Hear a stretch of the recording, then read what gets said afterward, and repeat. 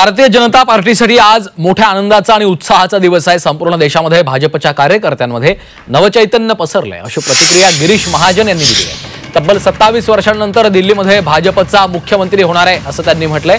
आम आदमी पार्टी लोकांना भूलथापा देत होती, दिल्लीकरांना केजरीवालांचा अतिशय वाईट अनुभव आला अशी टीका देखील महाजनांनी केजरीवालांवर केली आहे। तर काँग्रेसची अवस्था अतिशय वाईट झाली आहे। देशात काँग्रेस आता कुठेही राहिलेली नाही, काँग्रेस अस्ताकडे चालली आहे असं महाजन यांनी म्हटलंय।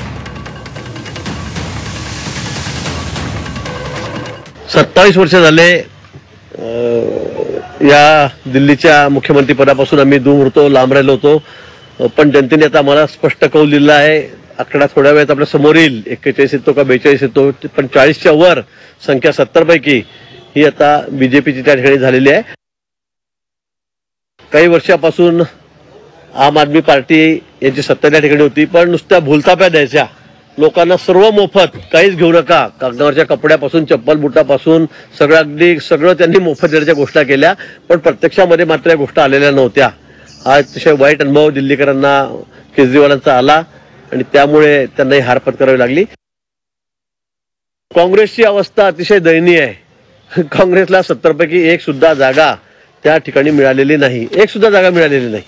इतकी दयनीय अवस्था काँग्रेसची मला वाटतं। आणि सगळ्याच ठिकाणी बघा, आपण प्रत्येक राज्यामध्ये अगदी मोजके 2-4 राज्य सोडले तर काँग्रेस देशामध्ये कुठेही राहिलेली नाही। आता ती अस्ताकडे चाललेली आहे, काँग्रेसचा शेवट होत चाललेला आहे मला असं वाटतंय।